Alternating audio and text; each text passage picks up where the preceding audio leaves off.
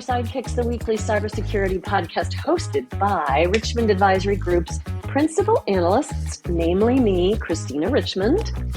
And me, Rory Duncan. This podcast is your go-to partner for understanding the cybersecurity market, industry trends, and the real-world challenges of protecting organizations today. Hello, Christina. Welcome back from your travels.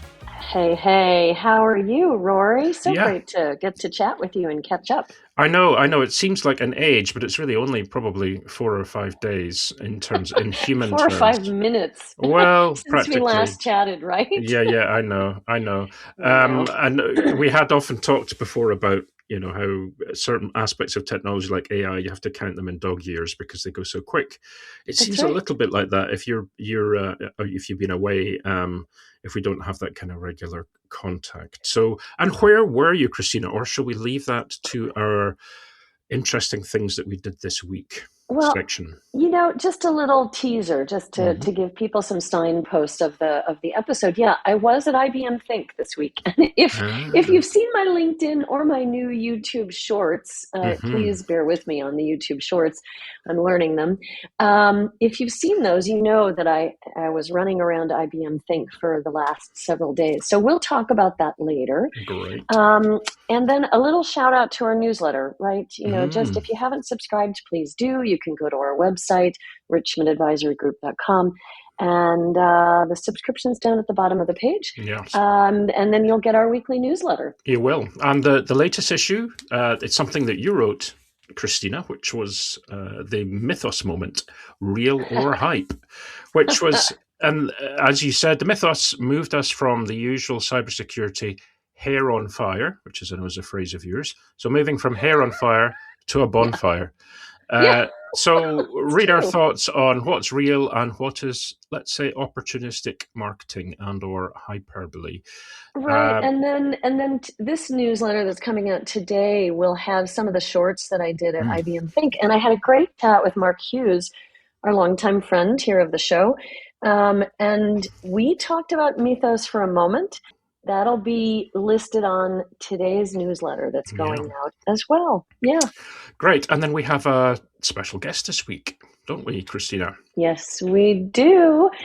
Daniel Bardenstein. He is the CEO and co-founder at Manifest.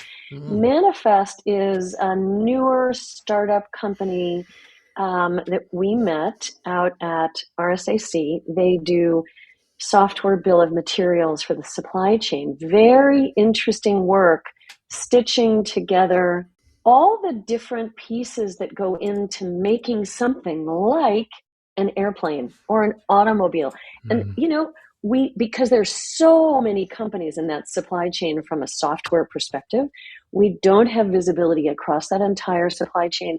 And then when there are vulnerabilities or when there are issues like an incident, we can't always piece together where the vulnerability or the incident occurred.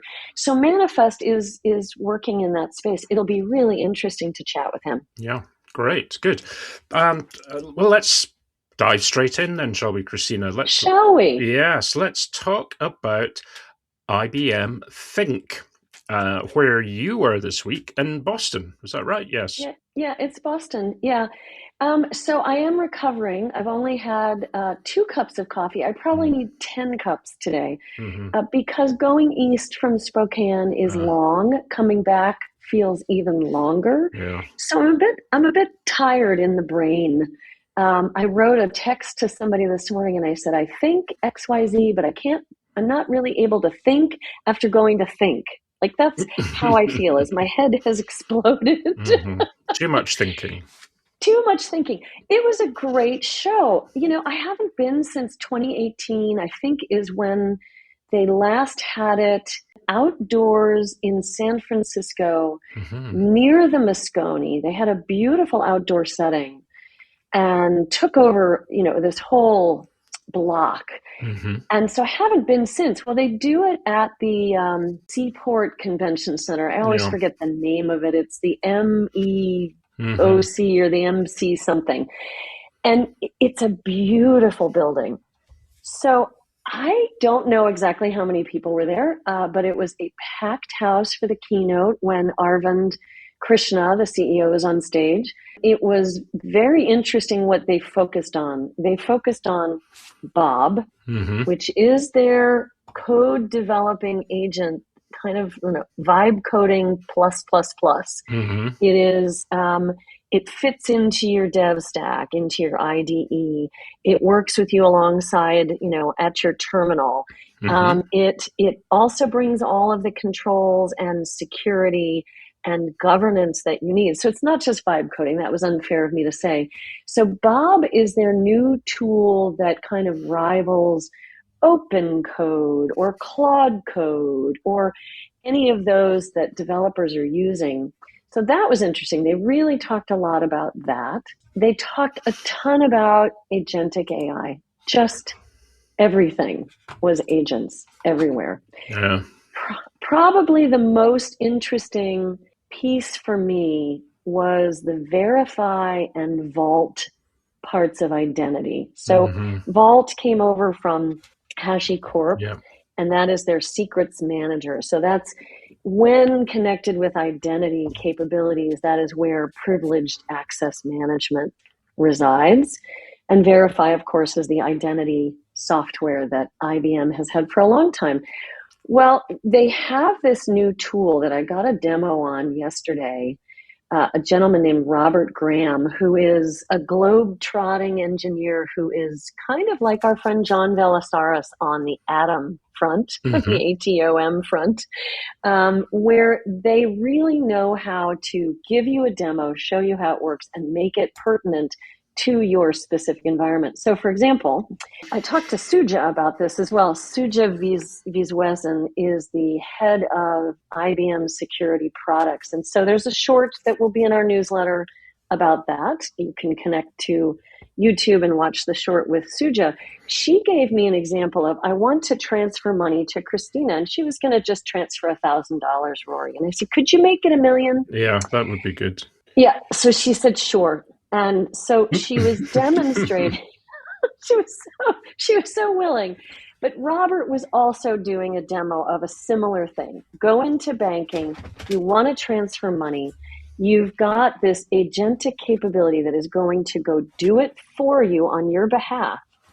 How do you spin up that agent and only give them the permissions it needs that are dynamic and will end of life quickly?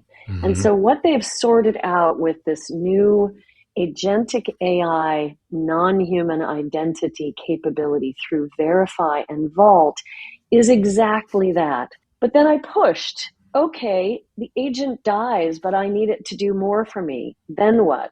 Okay, well, it dies because the permissions have been de-provisioned automatically, dynamically, based on the policy you set. But the agent then knows you want it to do something next. It comes back to you, the human, and says, hey, you want me to go do this. I need permission to do this. Do you approve? The human is always in the loop. The other thing I pushed on was, how much money is this costing to have these agents run around and do all this work? How many tokens are being used? And guess what, Rory? They have that tracking at the top of their console all the time on every agent. So they are provisioning dynamically, deprovisioning dynamically, tracking token usage, tracking the cost of all of that usage, so that the organization not only is running in a sense that is in a controlled environment based on the policies and governance that you've set up, but also tracking the financial aspect. So I'll take a big breath there and see if any of that was interesting, or whether I should, maybe start over. What do you think?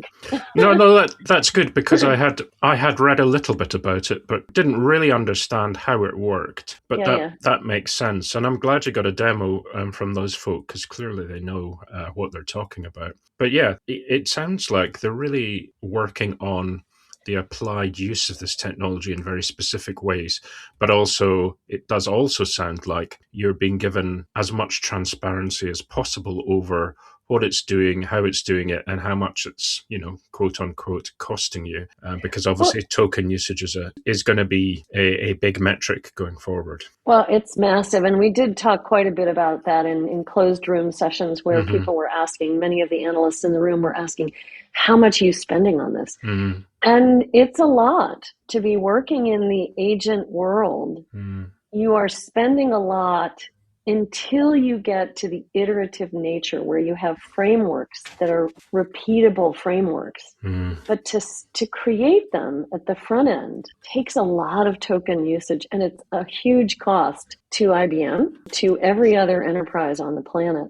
Yeah. But so let me just point folks to a wonderful video on IBM's website. It's Agentic Runtime Security Explained, Securing Non-Human Identities. And it's these two guys that draw on a whiteboard and explain how agentic runtime security works. What I'm impressed by, here's the big takeaway from me. You and I talk to a ton of startups, and we see visibility is the key thing that everyone is working on. Monitoring, gaining transparency, being able to track agents, maybe some suggestions on remediation, maybe some folks doing remediation, like stopping an action, right?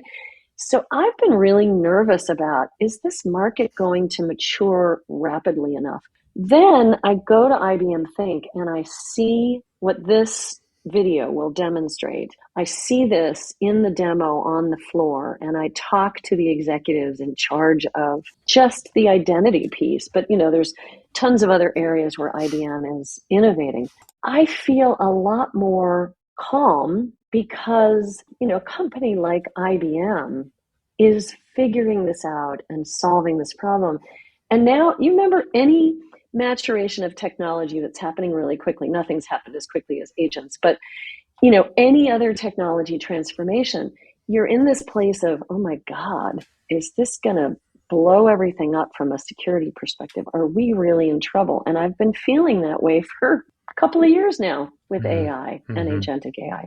But now I feel like, okay, smart people, much smarter than I am, have a handle on how to get the orchestration, the governance, the observability with agentic AI. And they're working on it. And there are some really cool tools coming out of IBM. So I'll leave it at that. But I was really, it calmed me down because I've been worried about this. And that's not easy to do. Well, I was about to say maybe that's the best thing that's come out of it. Never mind about governance, control, and transparency and orchestration. Down. If it calms Christina down, then hooray! Hooray! Hooray. Yeah, so these guys, we'll put the link on the show notes, but it's What is Agentic Runtime Security? Tyler Lynch and Bob Kalka.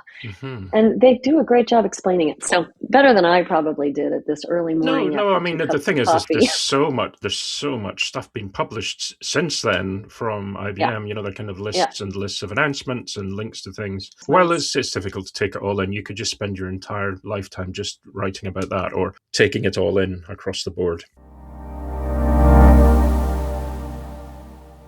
So this week's guest is Daniel Bardenstein, who's the CEO and co-founder of Manifest Cyber. Hi, Daniel, and welcome to the show. Thanks for coming on. Thanks for having me, Rory. Great. And we are very pleased to have you on. As I said before within the pre-show discussion, I missed meeting you at RSAC because I was so sick, but Christina did, so I'm glad that still happened. So we'll meet virtually and hopefully at some point in person in the near future.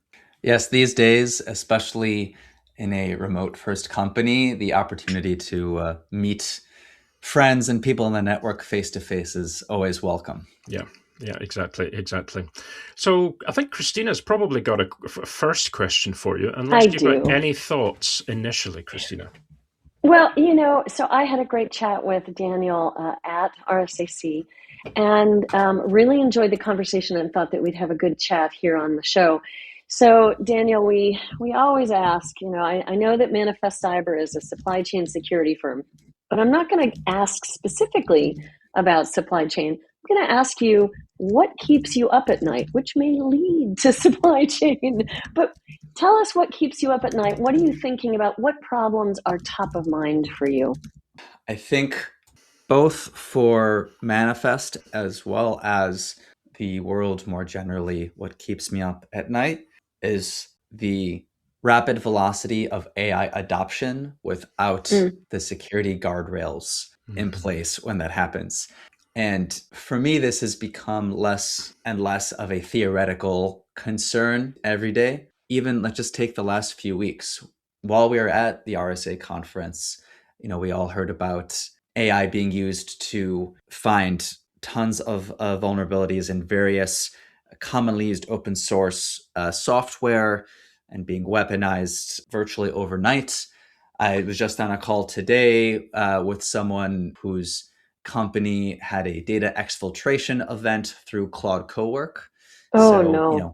Everyone using AI to rapidly to increase internal efficiencies in the company. A bad actor got into the company, and because it was so easy to access all these systems, made off with a lot of information. Even just seeing AI accidentally delete people's production databases or sensitive systems. Yeah, let alone, as everyone knows, it's being put into our cars and our airplanes and our electric grids. So that both from a company perspective and from a citizen of the world that's running on software perspective certainly keeps me up at night pretty profoundly.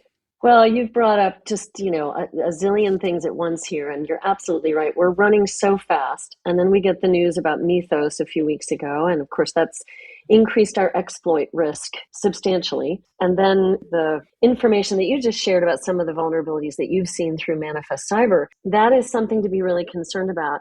I think the thing that was really interesting to me when we chatted at RSAC was this notion of opaque supply chains and how there's a transparency tax that you talked about, this kind of inherent risk and maintenance of insecure devices, and especially across what you just said, it could be the energy grid, it could be automobiles. Talk more about that because, we're all drivers, we're all taking planes places. I'm definitely worried about AI being used in the supply chain and being invisible in the security conversation. There were several experiences for me over my career that really brought this issue front and center, which, all tied into the formation of Manifest Cyber in the first place. One of the ones that really stood out to me when I was doing research with the Aspen Institute around medical device cybersecurity. Only then did I really realize that, in the case of a hospital system, let's say they are looking to buy or upgrade their fleet of MRI machines or patient monitors or, one of very many medical devices that get attached to ourselves or our families when they're in the hospital. They don't get to know about the software inside these devices that are responsible for our health and safety. Right. For example, that there are MRI machines that still to this day run Windows XP or Windows 7, which is incredibly old, antiquated, vulnerable. Real story, right? To this day, they do not get that visibility.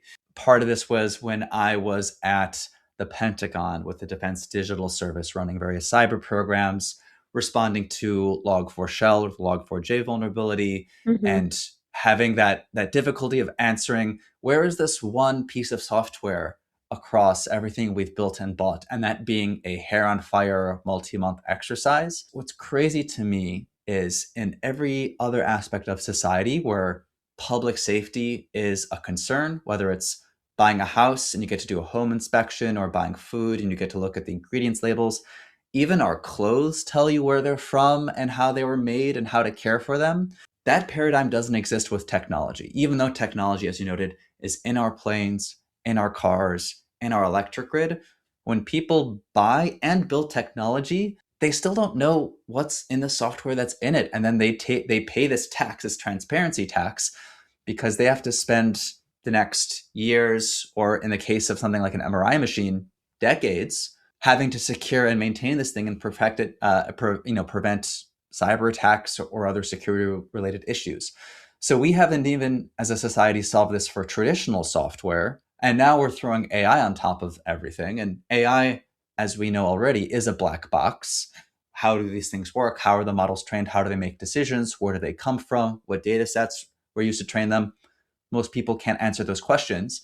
And so this whole notion of the opacity of software supply chains is going to be even more exacerbated, and is now, because now we have this invisible AI that's deciding, do I stop at a stop sign or should I accelerate at a stop sign? Is this blob on the MRI X-ray results a malicious tumor or a benign tumor? Really important decisions that are going to affect public safety are going to be based on AI and software that other companies have written that we are buying and depending on. And we have no idea what they are, where they came from, how we can trust them, and are they secure?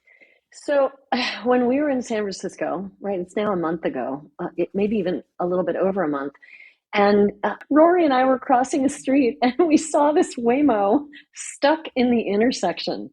So remember that? We took pictures of it. We're like, and there it is, AI at work. It was stuck in the middle of the intersection. It just stopped, and cars were going around it. Pedestrians were crossing around it. Yeah. And so I'm laughing. Yeah, we're laughing because everybody was giving it a wide berth. But what's interesting is, if you're in your car and you stop in the middle of the traffic, people are going to sound their horns and, hey, buddy, what are you doing? Nobody was doing anything, of course, because, well, it couldn't do anything in response, right? It seems to be inherently accepted that this thing was in the way, but everybody went around it. It's funny. Well, and so it's funny in that situation, but to Daniel's point, Rory, this is a piece of technology that we're entrusting with our lives. So let's say it was on the freeway and all of a sudden it decided to stop because it saw something red in front of it. I don't know, maybe it was a piece of garbage going across the freeway that was red, and it decided to stop. What would happen? And so I think you're bringing something very tangible home to our listeners, Daniel, about the things that we use in our everyday lives, including the energy grid. And, what could go wrong there, especially with bad actors. But that was just an example, a very tangible example for us at RSAC. Oh, I was going to just quickly add on top of that, because I've also seen the Waymos getting stuck, and have thought about how you could try to be adversarial to them. Like, what if I just walk, to your point, Christina, what if I was walking on the side of a highway, which may not be a great idea in the first place, but what if I was holding a stop sign on the side of the highway? How would they react? Those are things I do think about. But I think the other nuance here, which again keeps me up at night, but also something that I find myself shouting from the rooftops and mentioning in a lot of the talks I give, is that let's take the Waymo example. We all know or can guess that Waymo, obviously owned by Google. Google writes its own models. At the end of the day, it's do we trust Google or not for how good their technology is? And a lot of us would say, yeah, Google's a big company. There's a lot of scrutiny. It's public. Whether or not you agree with all of their privacy decisions, I think that the missing nuance is that for most of the companies that aren't Google out there in the world, and which will increasingly be the trend, is that AI is being written by someone else.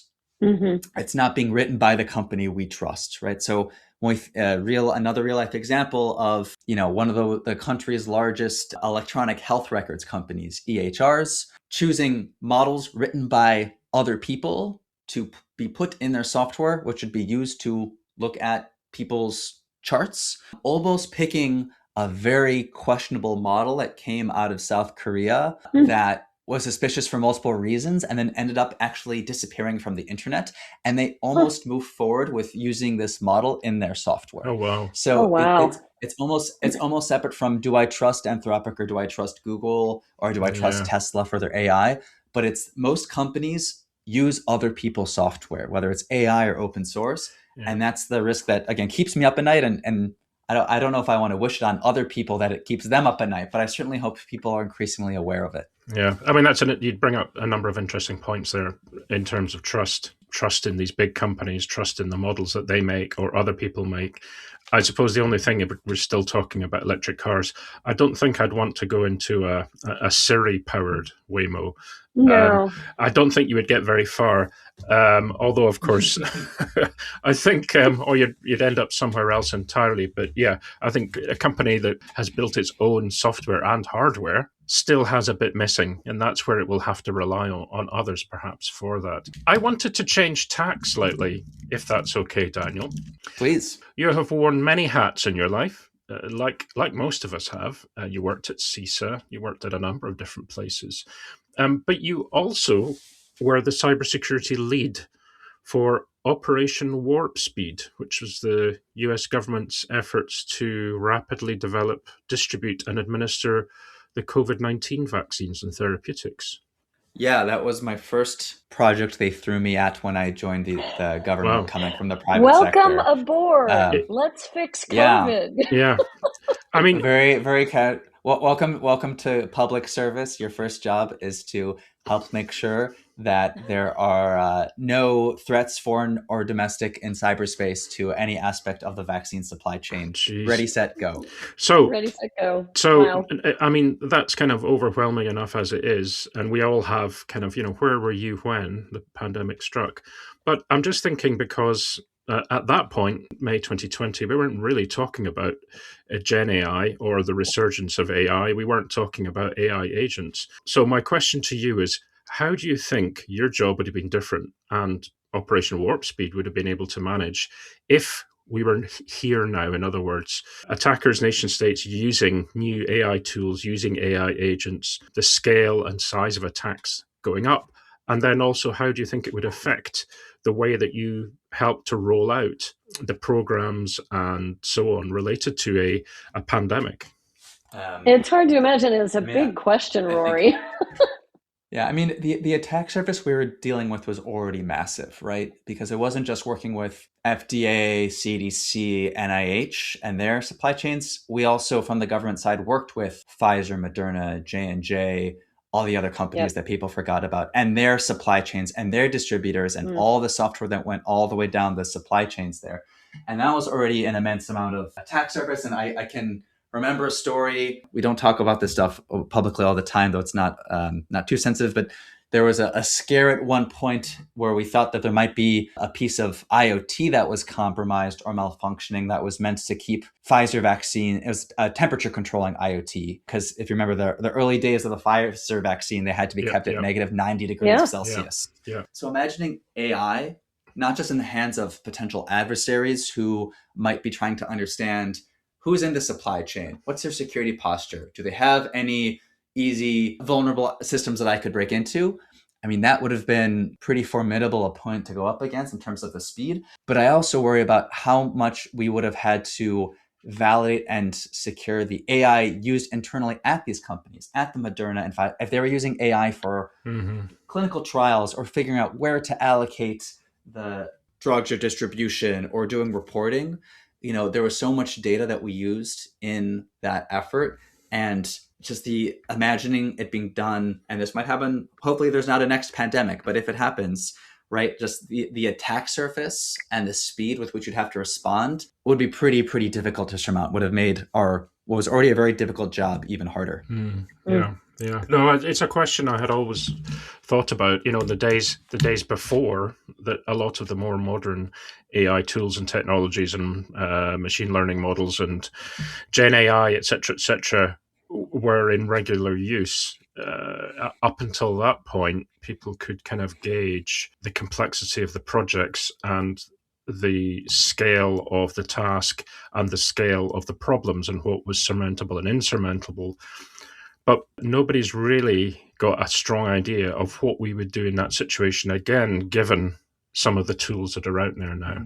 Is it a case that, yes, we can use those tools to help virtualize, synthesize new antiviral drugs or, new compounds completely. Yes, there is that. But at the same time, the bad actors are also thinking about how they can do the same on the other side with drugs or compounds that do the exact opposite thing, or they are creating high levels of misinformation or fake compounds or fake drugs or fake antivirals that would, potentially screw with the supply chain. So it kind of multiplies everything out, really. Yeah, and tying it back to something you brought up earlier, Rory, which I think is really the theme of all of this. We often talk about security. Obviously, we're in cybersecurity, but ultimately this comes down to trust. And the vaccines are a good example, but we talked about AI in cars and AI in everything. AI has made things harder to trust. And software is already in some ways, but at least it's a little bit more predictable and deterministic. So yes, I can wax poetic all day about the security of AI and how you can exploit it or how you can make it do different things.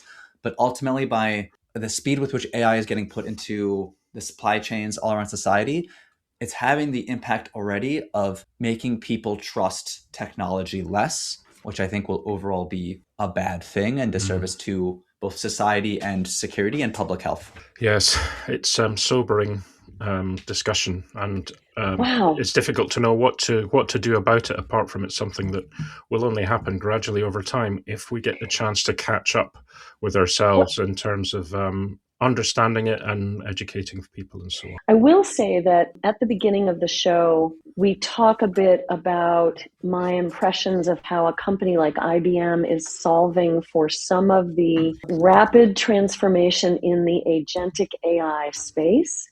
And it settled me down a little bit. It calmed me down a bit. So when you listen back to the show, you'll hear this. And Rory teases me that might be the best outcome of my going to IBM Think this week. But I think my point here is that you're right. AI has made some things inherently less trustworthy, and there is more concern, and we are running at a speed of adoption that far outpaces our ability to secure. And so you're 100% correct. And I will just put in a little bit of my ever-present optimism, which is I think some of the larger systems integrators and security vendors are solving for some of these issues at an equal pace. So I'll invite you to take a look at that and call me out if I'm just drinking the Kool-Aid and I'm wrong, because I really think it's important for us to be really critical of what is being developed today around AI and agentic AI. So 100% with you on the lack of trust thing, but I also want to bring in just a smidge of optimism that I think some companies are solving for it. And I would say that Manifest Cyber is one of the companies definitely looking to solve around the software bill of materials in supply chain. So we look forward to having you back on. Please, Daniel, this has been so much fun. And I would love to catch up and get another briefing as well for Rory so that he can be better aware of what Manifest Cyber is doing. So any last thoughts before we let you go? I think my last thought is echoing what you just shared, Christina. It's very easy to get pessimistic about the nature of things and the future of things, but it's important to remind ourselves that we have agency, we can take action. We certainly are trying to over here at Manifest Cyber, and that we have the ability to change the course of the future and how technology is adopted. And I will always, even though a lot of the conversations I have these days also end up in slightly depressing territory, that we all have a role to play. We all have the ability to make change and push things into a better trajectory for the future. I love it. That's great. Well, listen, hey, thank you so very much. It was such a pleasure to meet you at RSAC. Thank you so much for coming on today. And we would love to have you back at another time. Thanks, Christina. Thanks, Rory, for having me, and looking forward to the next time. Bye-bye. Bye-bye. Take care. Well, that was another great chat with a fantastic guest, Daniel. It was. Yeah. I mean, I loved ending on a positive note, but you can see, I mean, in cyber, we can always go into the what could possibly happen negativity, but I'm glad that he joined us in the optimism at the end as well. Yes, I know. And I think having just recently come back from the IBM event, I think that has kind of reinstilled some of the positivity. Well, no, that's good. That's good. It is good. I mean, you know the danger of going to these events. We often drink the Kool-Aid and then we have to come back and kind of go through a deprogramming exercise where we look at our notes and we ask all the difficult questions and then we follow up in email to get further information. And so I haven't done that yet. I just came back late last night, but I am actually encouraged. So, given the times we live in, it's good to have that feeling of positivity and excitement from events or from new announcements or from, the nature of what could be possible given the technology and the new things that we see every day that are coming. I think it just seems that there's a mountain of other things just waiting to kind of chip away at that positivity. It seems either that mountain is getting bigger or it's just the times that we're living in. I don't know. But, I think the mountain is getting bigger, and I think we're running faster up the mountain. And I think there's a lot to be a Debbie Downer about, but I also love an opportunity to find the silver lining. And I do think, just to come back to IBM again, I do think that they're solving some big problems, not just with AI and securing AI, but with quantum. I have a lot to share with you on quantum. So we'll leave it there. We'll talk about quantum perhaps next week or in coming weeks. But hey, folks, thanks so much for joining us this week. If you have feedback for us, please send it to me. That's Christina Richmond. And my email is christina@richmondadvisorygroup.com or Rory. You can send it to the grumpy skeptic who's trying to find any positivity in anything at the moment. That's me, Rory, at richmondadvisorygroup.com. Thanks, everybody, for listening. Hope you enjoyed the show. Please keep giving your feedback. We look forward to you joining us next week. Bye-bye. Bye-bye.